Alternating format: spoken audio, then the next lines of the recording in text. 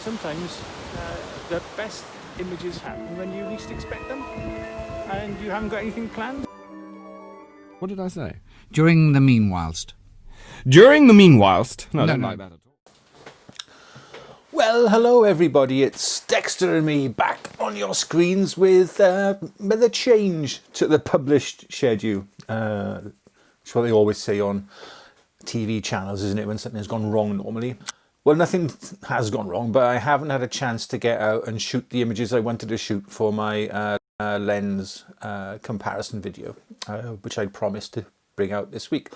But rather than leave it as a blank weekend with nothing coming out, I popped down to Mumbles the other day to do some dreamy fine art long exposure photography, and while I was there I figured, oh, why not vlog it and turn it into a video. But unfortunately I didn't have a microphone with me. I only had my phone, and then I remembered I had my new GoPro Hero 9 in my camera bag, so I shot some footage with that as well. But when I first started with digital landscape photography, the first thing I did was buy, I think it was a couple of 3-stop filters, combined them and started shooting really long exposures, because you could. I mean, back in film days, long exposure photography was very much a hit and miss affair, really. But with digital, it didn't matter.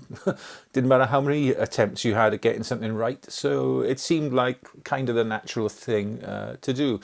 And then I bought myself a 10-stop filter, and I was doing, you know, the sort of cliched, really long exposure shots that everybody kind of does, of waterfalls and the sea and stuff like that. And then I grew up, matured as a digital photographer, and kind of left that thing behind. I much prefer now, if I am going to do long exposure photography, stuff of around about, say, 1.5 to 2 seconds, so you're like really catching that sense of movement, if you like, rather than completely blurring it out. But when I went down to the Mumbles on, I think it was Tuesday, I can't remember now, I think it was, the light wasn't great. It was very flat, it was grey, it was overcast, the tide was kind of going out, and I kind of regretted going down there to take pictures, but I thought, no, you know what, I'm going to do some of my old style long exposure shots. And what I'll do now is I'll pass you over to last Tuesday me at the beach. Well, very much a spur of the moment trip down to Mumbles. I've come to take like a fine art minimalist shot of these rocks.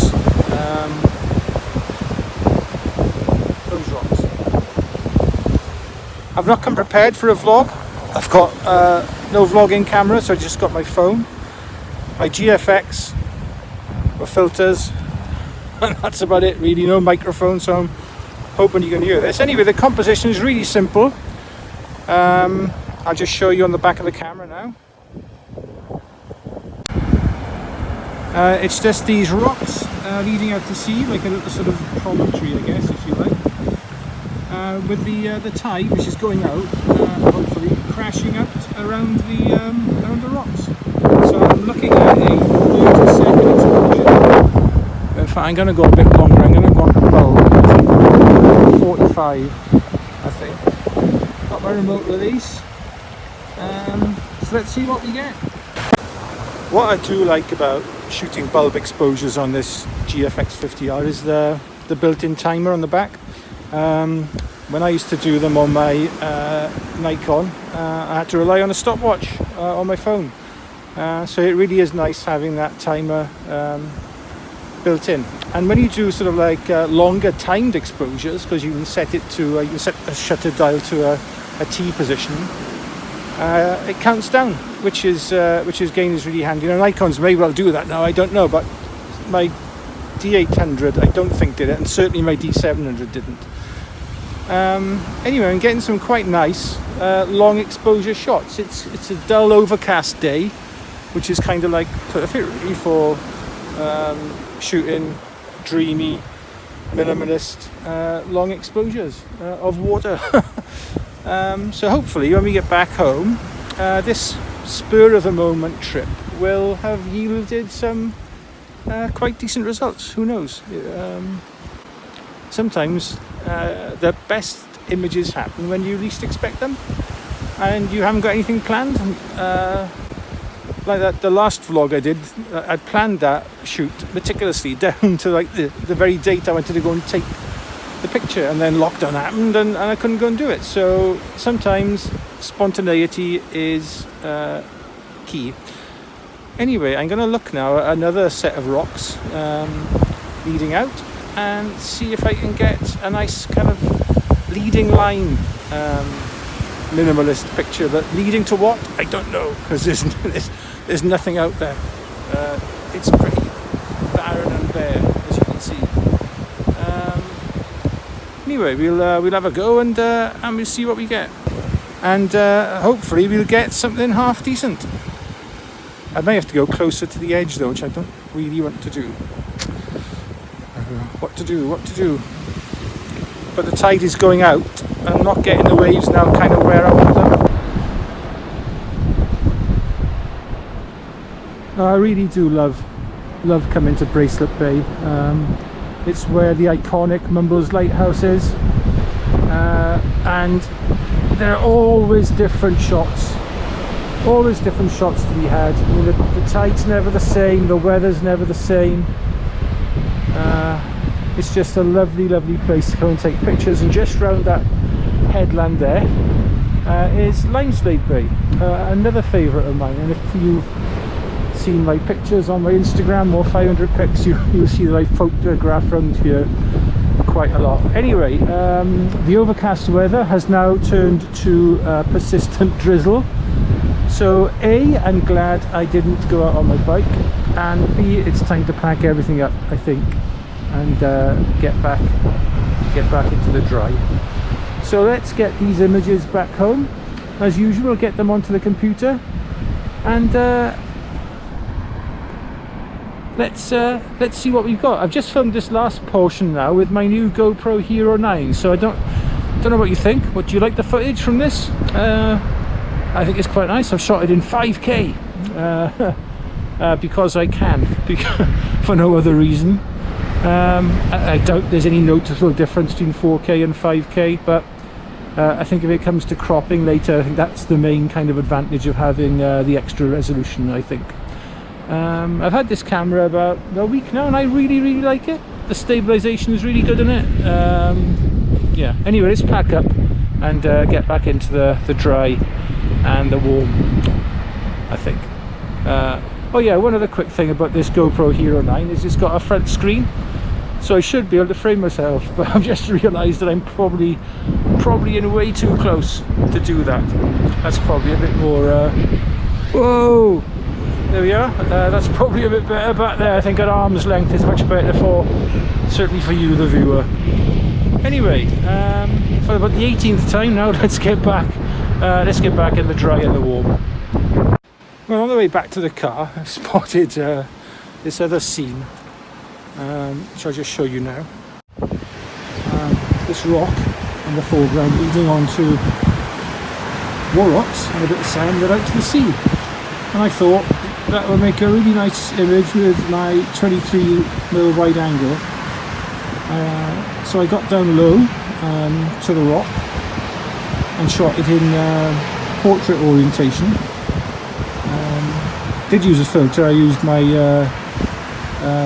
3-stop reverse grad just to tone the sky down a little. I know you can do that now in Lightroom, but I'd much rather do it in camera, to be honest.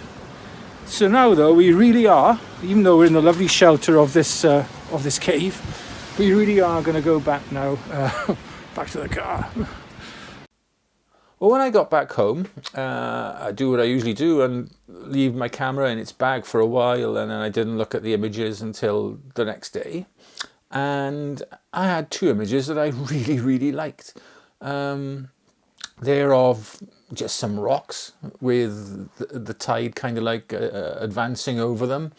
One of them's a 30-second exposure, one of them's a 60-second one. I'll pop them up on the screen now, but as usual I'll put them up for longer at the end of the video. And I kind of want your help because I don't know whether to take these images any further as colour ones or monochrome ones. Now I popped them up on my social media as colour versions, but I kind of like the black and white. So what I'll do now is I'll put both versions of both photographs up now, and again I'll put them up at the end of the video as I usually do. And I'd like to ask your opinion really. Do you prefer the colour versions, muted as they are, or the monochrome black and white ones? Which ones do you prefer?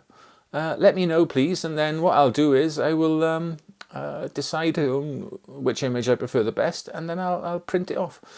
Because I think they are worthy of being printed, and one of them, I took my life in my own hands, I think, by standing on some rocks, especially with my inability to balance these days very well. And that's about that really. Next week's video will, I promise, unless the weather intervenes, be the comparison between the 16mm crop sensor lens and the 32-64 medium format lens. Trust me, I do know what I'm doing. Can't believe I said that. No, there will be a video of some sorts comparing those two lenses. It's just a case of getting the images shot. Right, before I go, I don't normally do this, but there's a couple of books that I would like to recommend to everybody. The first one is this one by a photographer called Ben Horn. I really enjoy his work and really enjoy his YouTube channel. He shoots with 8x10 film camera, so the bravery of shooting with one of those and the expense of getting stuff wrong is terrifying. But no, this book is captivating. I've read it cover to cover twice. He shows off, let me see if I can find the picture that I like the best in here of his, which kind of like sums up his work for me. Where is it? Come on. It is this one. That's a beautiful, beautiful image. But the book is full of stunning, stunning images. Look at that. Look at that. That's just the colours that he shoots, that he gets when he shoots. The results are just, I'm sorry, they're breathtaking. And the second book I want to mention is this one. It's called Kick-Off, Chasing a Rugby Dream. And it's by a Welsh rugby legend, James Hook. And he's co-written it with a friend of mine, David Brayley. And this book is brilliant. It's a book really for young rugby fans. James decided he wanted to write a book because there were none available. And now this one's out. And I know David's a friend of mine. He's written a number of books in the past, but this one, it really is very, very good. If you've got a rugby mad child, or you're rugby mad yourself in the family, then I highly recommend this as a Christmas present. I read it. My wife's now in the middle of reading it, and she loves it as well. And she's, you know, not a massive rugby fan. Thinks she quite likes James Hook, though, to be honest. But who doesn't? Yeah. So two quick book recommendations there. Normal departure from my normal sort of thing, but there we are. I wanted to bring them to your attention because I think they're that good. Anyway, thanks very much for watching. I hope you've enjoyed the images from today. I'm really sorry about the sound quality from the beach. So I didn't have a microphone with me, and there's no wind guard on the iPhone or the GoPro.